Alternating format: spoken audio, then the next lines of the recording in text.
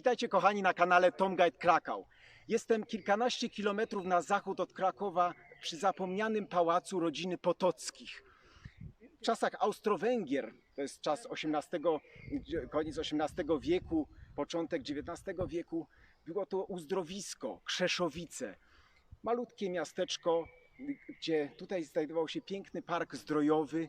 Można było tu pograć w bilarda, potańczyć, wykąpać się. Tu jeżdżono do wód. I tu rodzina Potockich miała znakomity pałac. Mój kamerzysta przejedzie trochę w lewo, w prawo. Zobaczymy właśnie, co zostało z tego wspaniałego pałacu. Od lat 60. ulega ruinie.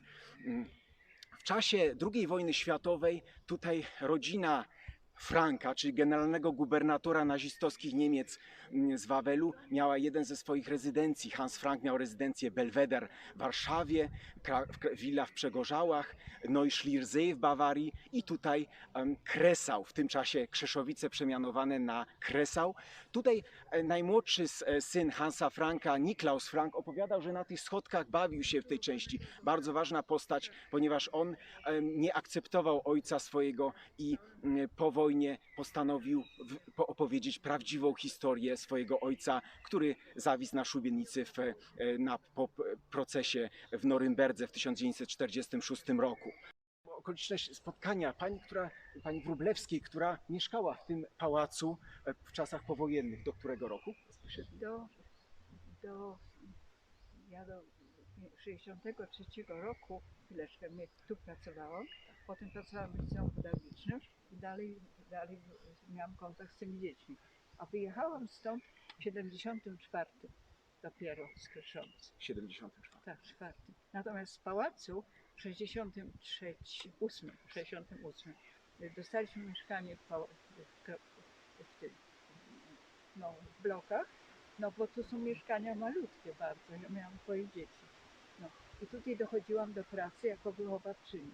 Wychowałam 2 grupy 5-letnie liceum pedagogicznego. Moje młode nauczycielki poszły w świat. No. A kiedy pałac uległ ruinie kompletnej? Kiedy tak? No wtedy właściwie zaczął sufit opadać.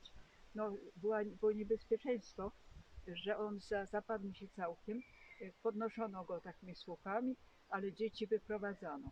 Był też pożar z jednej strony tamtej pałacu, ale to zagaszono.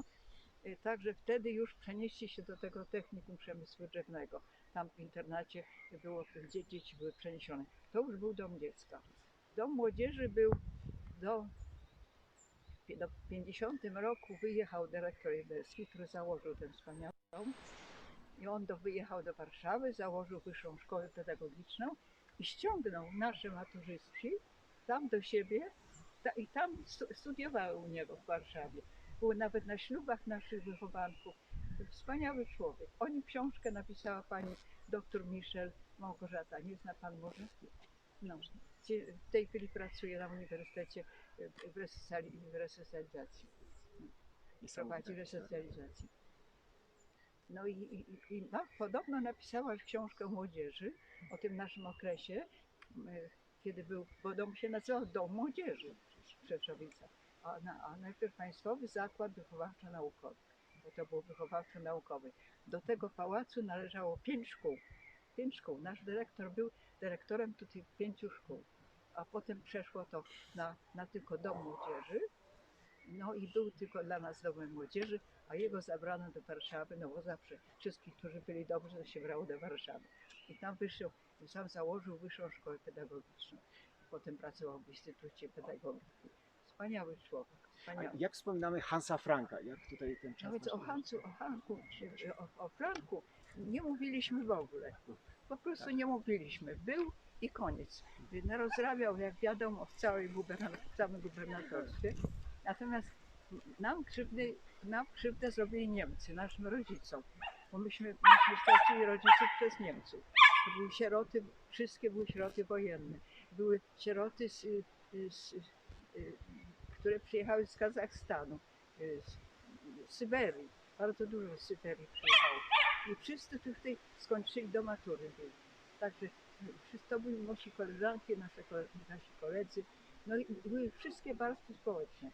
Były od dzieci robotniczych, dzieci chłopskich, dzieci robotniczych do hrabiów.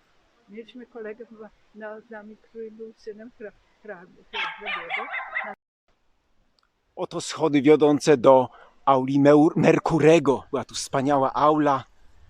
Obecnie wszystko porastają już krzaki. Taka romantyczny pałac w Krzeszowicach. O, te kariatydy, które widzimy, to właśnie aula Merkurego.